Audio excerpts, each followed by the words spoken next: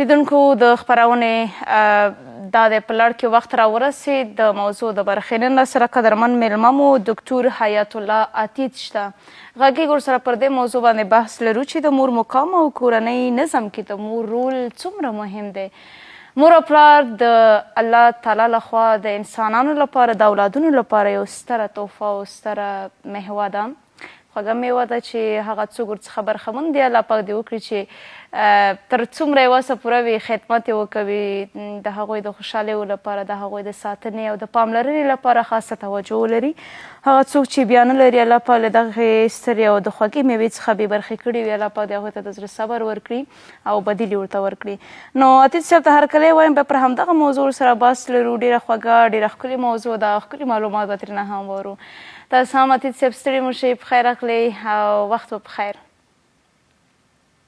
مننه خوراکي ستاسو او ستاسو د ټولو همکارانو او لیدونکو او مینوال د سهار په خیر وي. الله دې وساته. سلامات اوسئ، ډېره مننه. کور ودان. عتیق صاحب ستاسې طرف ته به له خیره څو بجې وي، څه ټایم به وي؟ دلته خو اوس ورکې 10 کم 6 بجې دي. ډېره ښه ده. سعودي عربستان کې که نه؟ بله، زه مکه مکرمه کې. بله، ډېره ښه ده. الله پاک دې اجر درکړي. راځو خپلې موضوع ته له خیره.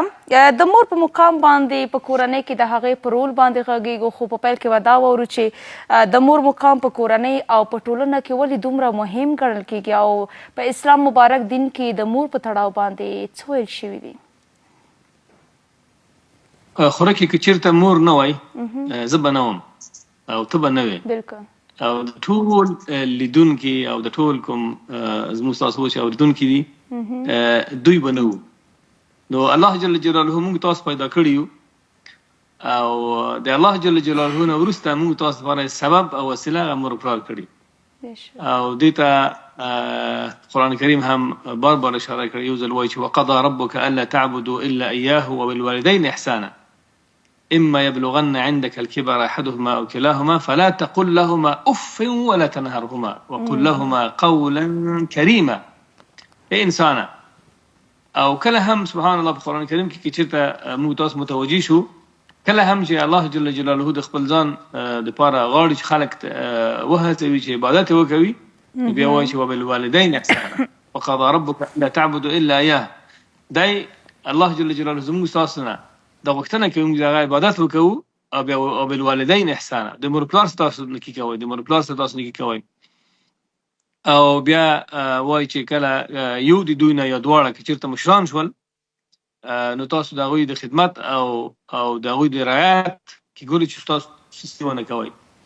او حتی د اوف کلمه هم تاسو ورته استفاده نه کړئ. انسان ستړی ستومان راځي د کار نه او مورکۍ ورنه شی غواړي، وایي چې دا وکولی شي اوف مورې زه ستړی یم، نه، هم تاسو ورته مه وایئ، ځکه چې هغه ارزوده کېږي، هغه خفه کېږي په دې باندې. مور ډېره زیاته مهمه ده. مور د مینې او د یووالي د محبت دا یو سمبول دی په کور کې، په کورنۍ کې. او مور وي حقیقتا چې هلته مینه وي، هلته ژوند وي، او هلته محبت وي. او د مور بیا بهتري په پلار باندې په څو شیونو کې ده. یو خو دغه ده چې مور ډېره زیاته عاطفه لري، او که خفه هم شي نو بیرته ډېر زر خوشحاله کېږي.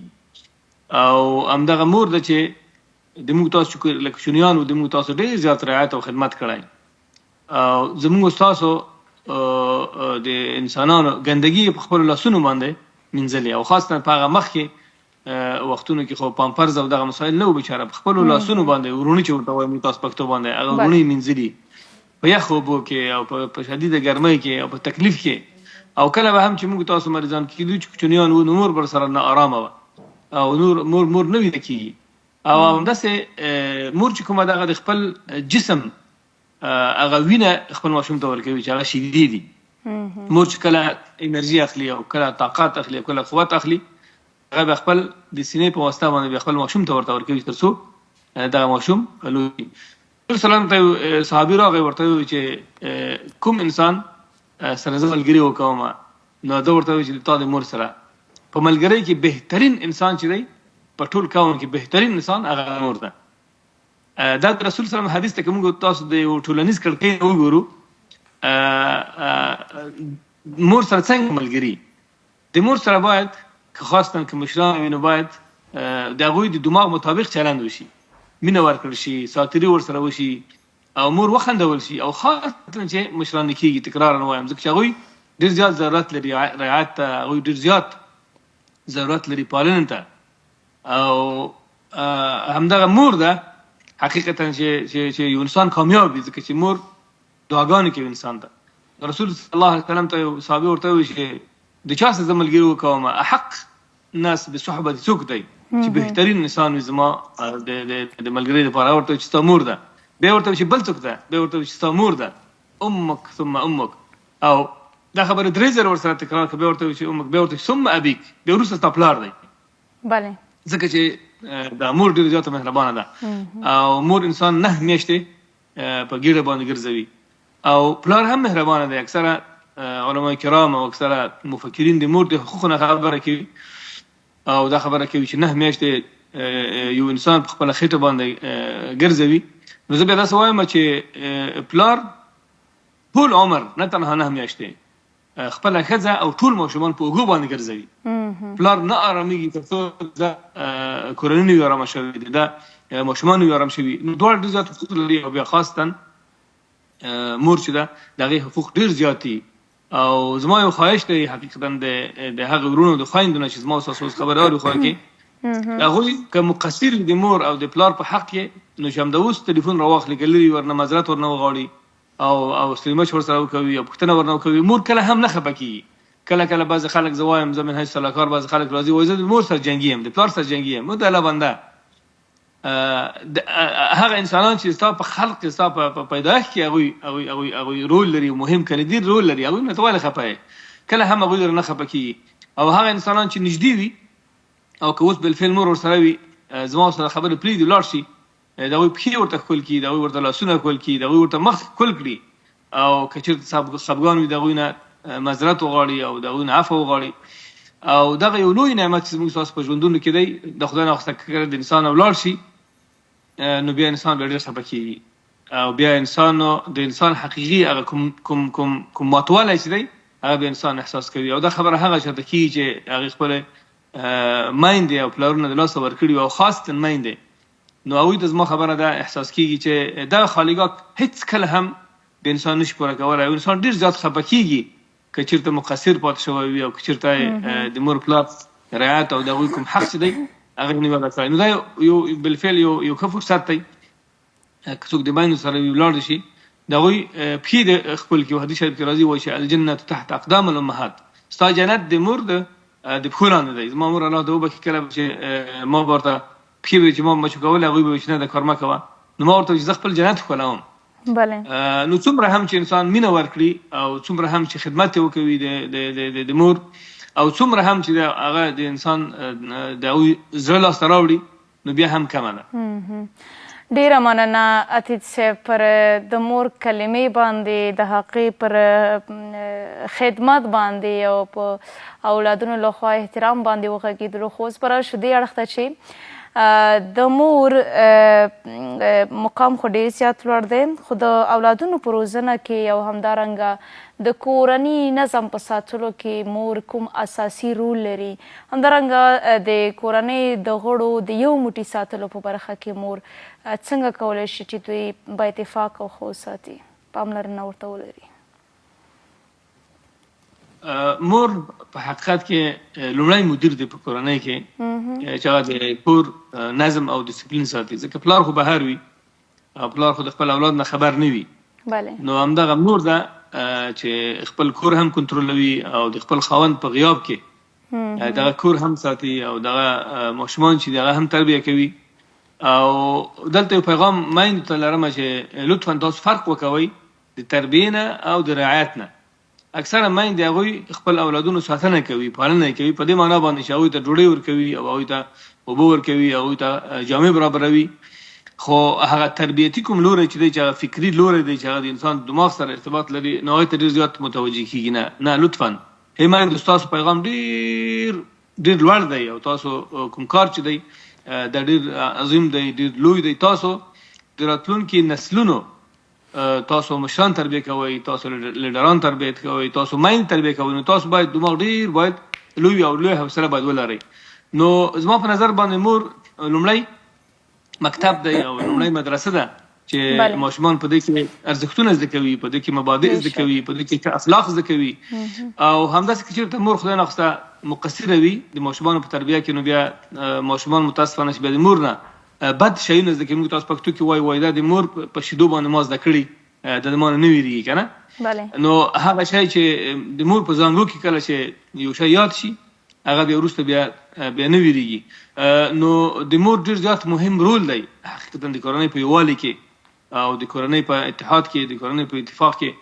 پرون یو ملګري سره مې قصه کوله، هغه وایي چې زما 15 اولادونه دي، نو هغه پلار دی، نو هغه خبره کوله چې ما مې خپل هغه ته بچیانو ته ورته وایي چې دا 15 ګوتې دي، که یو انسان چېرته راواخلي د انسان د ستا دغه ګوته درته تاو راتاو کړي او کشوک یې درته ماته کړي ماتولی شي. او همداسې دغه بله ګوته چېرته انسان سوک شي دا ټولې ګوتې راغونډې کړي نو بیا څوک د څوک نشي ماتولی، دا بیا قوت شي که نه.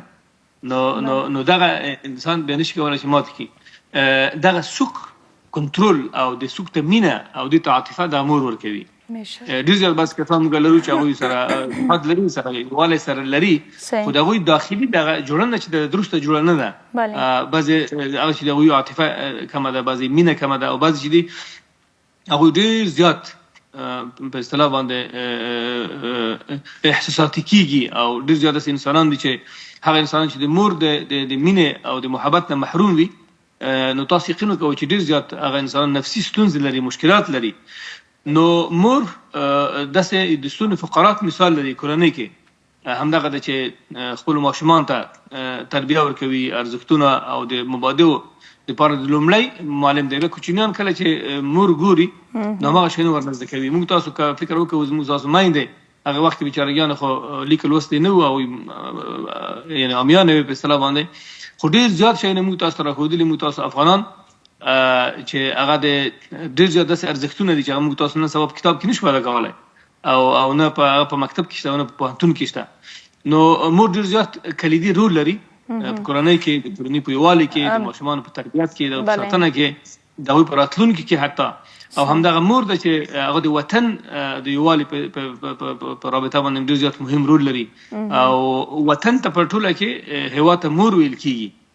ولې مور ورته ویل کېږي؟ ځکه ورته مور ویل کېږي لکه څنګه چې مور مهربانه ده او لکه څنګه چې یو انسان د مور سره مهرباني کوي او ورسره نرمي کوي او د هغې خدمت او رعایت کوي، همداسې موږ تاسو د وطن سره هم باید مینه ولرو او د هغې خدمت باید وکړو او مقام ورته د مور ورته ورکړو. د مور رول ډېر زیات کلیدي دی، ډېر زیات مهم دی. او دلته دا پیغام ډېر زیات مهم دغه دی چې میندو ته پیغام دی چې هغوی خپل رول وپېژني او چې هغوی د راتلونکي زموږ ستاسو دپاره الګو دي او زموږ ستاسو دپاره هغه قدوات حسنات دي. نو هغوی هم خپل باید د ارزښتونو ته، د مبادئو ته، د تعامل ته د ماشومانو سره باید ډېر زیات فکر وکوي، توجه ورته وکړي چې ماشوم اکثر اخلاق د مور نه زده کوي. عتیق صاحب دلته یو بله موضوع دغه د مور او د پلار ترمنځ همغږي د خپلو اولادونو یا د ماشومانو په تربیت کې څومره مهم دی؟ آیا یوازې دغه تربیت اخیستنه یا تربیت ورکول د مور په غاړه باندې وي یا نه د دواړو مسؤلیت جوړېدی شي؟ دلته یو څه تاسې یادوري وکوله چې مطلب مور په دې برخه کې عمده او هغه اساسي رول لري، سیده چې هغه مور مثلا په کور کې کورني مسؤلیتونه هم زیات ورته رغاړوي، پلار هم په دې برخه کې یو څه مسؤلیت لري، خو مګم همغږي دلته د دوی دواړو ترمنځ څومره مهمه ده؟ که تاسو سره اوس 100 افغانۍ وي خو کې او دا قلم راواخلي، تور قلم راواخلي، د یو طرف یې ټول باندې تور کړي او بیا دوکاندار ته ورکړي، د تا نه پیسې اخلي؟ نه نو هغه وایي چې دا بیخي بل څوک بیا ما نه اخلي. یو طرف یې قبول دی که نه، دا یو طرف در نه قبلېږي، بل طرف چې کوم تور شوی په قلم باندې هغه نه قبلېږي. علت هغه دی چې هغه اصلا کار نه ورکوي که نه. نو مور او پلار دواړه د ماشومانو لپاره ډېر زیات کلیدي رول لري او دا تربیتي او کوم دغه مهم د راتلونکي لپاره دغه رولونه یو بل سره تکمیلوي. په تربیت کې دواړه سره شریکان دي، دا د مور رول هم دی او د پلار هم دی. پلار چې دی لکه مخکې ما تاسو ته هغه بهر مشغول وي د ماشومانو نه، نو دلته د مور وظیفه ده چې هغه تربیتي لوری تکرارا وایم رعایت نه، پالنه نه، ډوډۍ ورکول نه، اوبه ورکول نه، دا تربیت د هغوی ارزښتونو د هغوی مبادیو باندې کار کول ډېر زیات مهمه او اړینه دغه ده که چېرته خدای نخواسته اختلاف وي د ښځې او د خاوند تر مابین نو دا باید د کوچنیانو په مخکې باید مطرح نه شي او خاوند باید د خپلې ښځې باید درناوی وکوي او په احترام باندې باید ورته قایل شي چې تر څو دغه کوچنیان احترام باندې ورته قایل شي هغه ته د خپلې مور ته که چېرته بعضې خاوندان هغوی خدای نخواسته خپلې ښځې سپکې وګڼي او د هغوی بې احترامي وکوي نو سل په سله کوچنیان دغه شی ورنزده کوي هغوی هم د خپلې مور بیا بې احترامي کوي نو ډېره زیاته مهمه ده چې حتی واړه اختلافات هم زما یو خواهش دی د خپلو وروڼو نه چې هغوی د خپلو میندو سره د خپلو ښځو سره د ماشومانو په مخکې باید هغه سره مطرح نه کړي طبیعي خبره داسې کور نشته بیا ستونزه نشته داسې کور نشته مشکلات نشته خو په مینه محبت باندې خپل مشکلات سره حل کړو ډیره مننه عتیق صاحب کور ودان چې په خپرونه کې مرسته سره ګډون درلود د مور پر ارزښت د مور پر مقام باندې په اسلام کې په تړاو باندې څه ویل شوي دي کوم مقام ورکول شوی ښکلي معلومات مو راسره شریک کړل سلامات اوسئ کور ودان تاسو نه هم مننه ډیره مننه